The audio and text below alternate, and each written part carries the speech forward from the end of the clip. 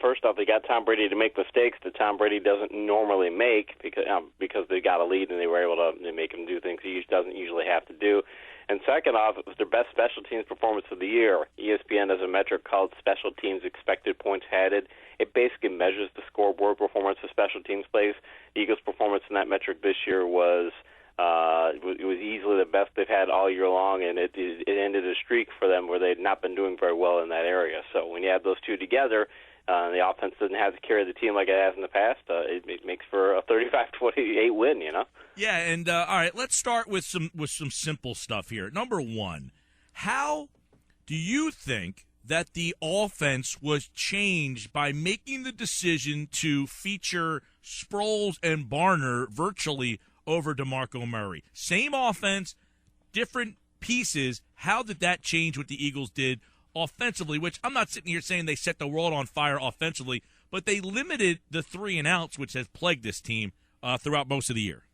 Yeah, I think the reason they did that, they took, people talk about Belichick's approach to running backs and how they'll sometimes use power backs, they'll sometimes use speed backs, so you can never tell. Fantasy owners pull their hair out trying to figure out who to start out of New England running backs.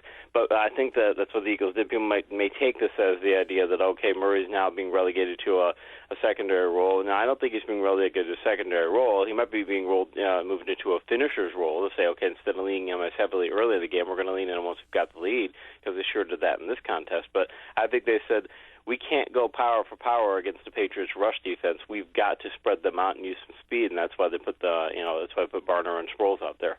What happens when Matthews comes back? How do you think the Eagles should handle that? Do you keep Barner active and go Matthews, Barner, and Sproles? Does Barner become the odd man out? How do they have to work? What would the tough decision and smart decision be?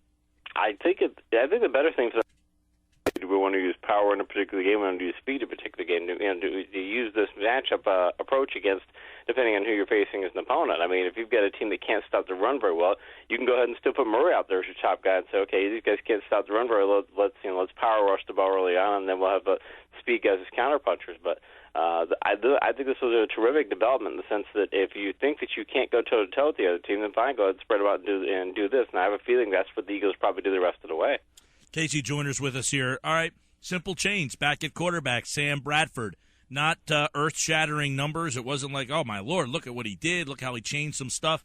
But what did he change for the Eagles' offense by making his return? I think, really he didn't do much in the vertical game. He was only 2 for 5 for 34 yards in vertical passing. There wasn't any downfield passing, but he's not making mistakes.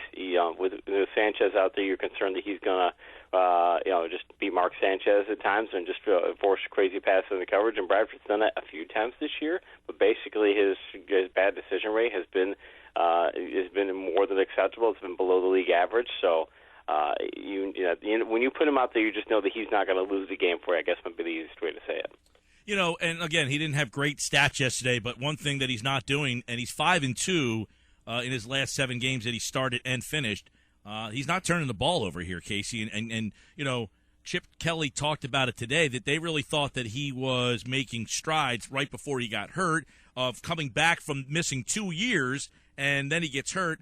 And, yesterday he didn't play, fantastic, but the not turning the ball over changes this team so much.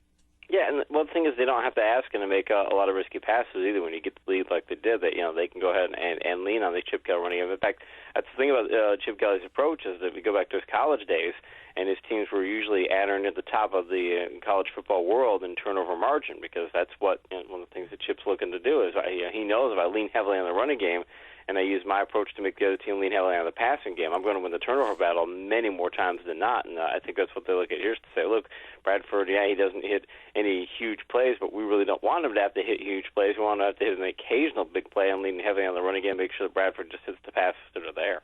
Yeah, and overall, the Eagles' game plan yesterday, they went with the quicker backs. They decided that was something that was, a better way to go after, as Chip Kelly said, that he thought they had bigger linebackers. Do you buy that? I mean, is that his way of saying that we just think DeMarco isn't a good fit?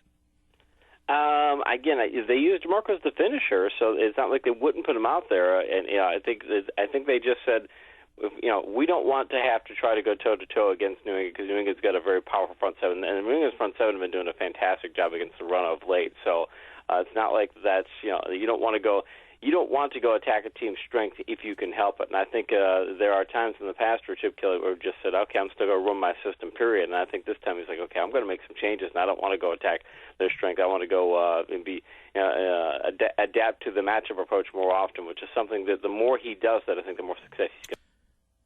Casey, today Chip Kelly mentioned the dominant play of Fletcher Cox and that he was so disruptive in the game. Why? You mentioned that they made Brady do things that he doesn't normally have to do. Was that something the Eagles' defense did, or was that just dictated by score?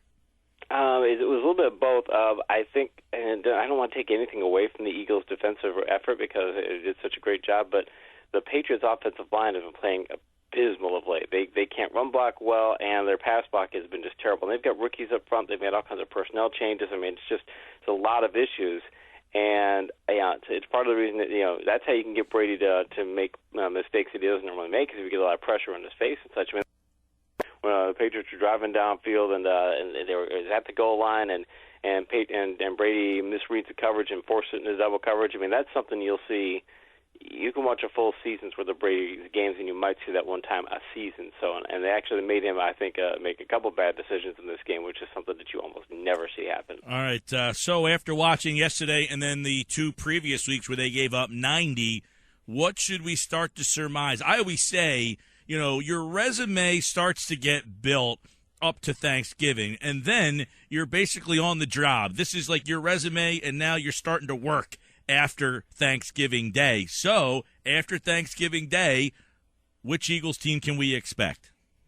I still have a lot of question marks, but look, if you can go into New England and do what they did there, and even though New England's not personnel-wise what it's been earlier in the year, and that's a big part of it. Hey, not everybody can go into New England and do that.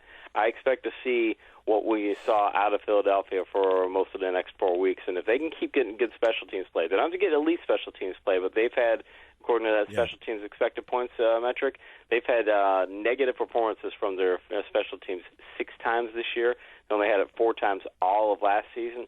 If they can keep getting a positive performance out of their special teams, and they can keep doing what they were doing with Bradford, and to get the vertical game going the way it was going on some of the other games, like they didn't have to yesterday, they can get even just 2 or 3 of those elements going every week and get the run game going, I think they got a good chance of going 4-0. Yeah, and I agree with you there, Casey. And in this league, a lot of rosters are middle-of-the-road rosters. The quarterback elevates you one way or the other, but if you have a special teams or defensive play, that could really be the difference between a lot of these teams, because quite frankly, a 5-7 team is not much different than 5 team, which is not much different from a 3-6 team. I mean, they all seem to be a play or two on one side or the other, and that's usually that special teams play that makes the difference in whether you're a winning team, a middle-of-the-road team, or a bad team.